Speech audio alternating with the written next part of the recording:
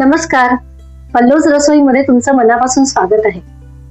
आपण रव्याचा, कणकेचा आणि मुगाच्या डाळीचा शिरा नेहमी खातो बरं. पण आज मी एक नवीन शिरा ट्राय केला होता, बेसनाचा म्हणजे चण्याच्या डाळीच्या पिठाचा शिरा केला होता. हो, खूपच छान झाला होता. मुलांना तर खूप आवडला. तोंडात टाकल्या विरघळणारा असा एकदम मऊ आणि लुसलुशीत शिरा होता. ही रेसिपी मी आज तुमच्यासोबत शेअर करते आहे. व्हिडिओ शेवटपर्यंत बघा आणि आवडल्यास मला कमेंट करून नक्की सांगा की कसा झाला होता. चला तर साहित्य बघू. साहित्य सांगते.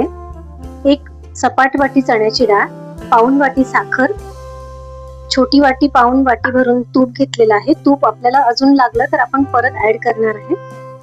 आपल्या आवडीनुसार ड्रायफ्रुट्स घेतलेले आहे, वेलची पावडर घेतलेली आहे आणि ह्याच वाटीने मोजून मी हे 2 वाट्या दूध घेतलेलं आहे. आता ही साखर आपल्याला या दुधामध्ये टाकून हे आपल्याला विरघळून घ्यायचं आहे. साखर दुधा. आता मी इकडे हे दूध गरम करायला ठेवतोय आणि या साईडला मी कढई ठेवते आहे. तर आपल्याला हे तूप घालायचंय कढईमध्ये. तूप गरम झाल्यावर आपल्याला बेसन घालून घ्यायचं. तूप अजून लागणार आहे. हे बघू शकता मी एक अख्खा चमचा भरून परत तूप टाकते आहे, कारण तूप जेवढं जास्त असणार तेवढा हा शिरा एकदम छान मऊ लुसलुशीत होतो.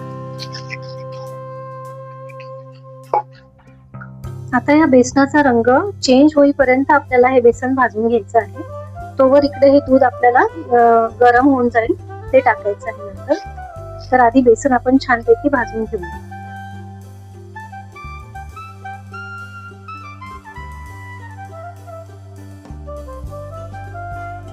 दुधामध्ये आपली साखर विरघळलेली आहे. आता आपण दुधाचा गॅस बंद करूया.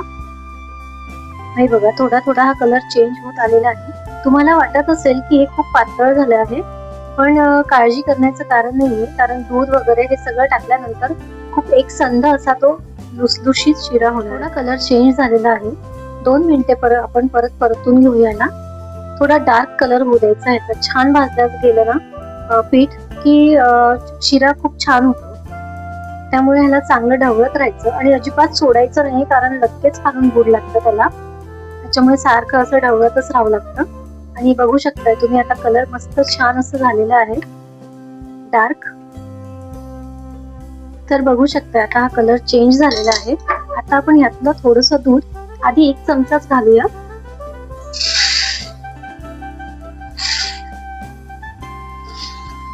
आता हे बुडबुडे सगळे झालेत. आता आपण हे सगळं दूध टाकून घेऊ आणि ढवळूया.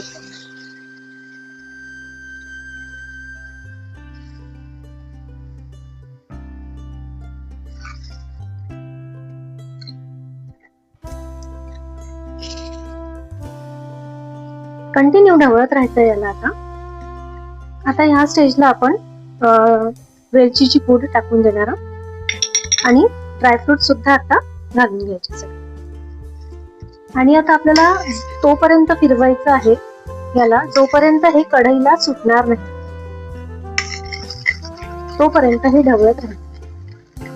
तुम्ही बघू शकताय एका वाटीमध्ये आपल्याला भरपूर असा शिरा बनलेला आहे. याला तूप सुटेपर्यंत आधी फिरवू, मग थोड्या वेळ झाकून ठेवू आणि मग त्याला सुटेपर्यंत, कढई सोडेपर्यंत आपल्याला फिरवत राहायचं. बघू शकताय तुम्ही कलर खूप छान आलेला आहे या शिऱ्याला.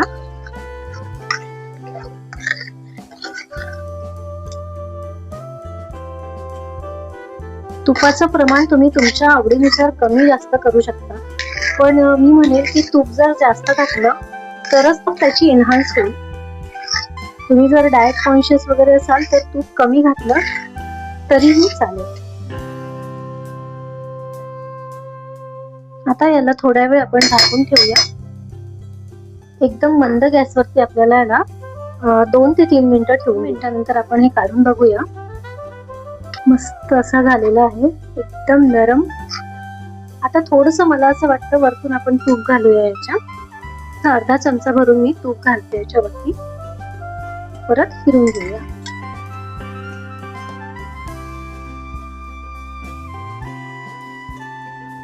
यांनी आता कढईला सोडलेलं आहे. आता आपण ह्याला गॅस बंद करून सर्व करू. तुम्ही बघू शकताय असं छान सुटतो आहे तो. मस्त झालेला आहे शिरा. तर बघू शकताय, आता ह्याच्यावरती असे छान ड्रायफ्रुट्स टाकायचे आवडीनुसार. बघू शकताय, हा असा छान लुसलुशीत शिरा झालेला आहे. खूप छान झालेला आहे.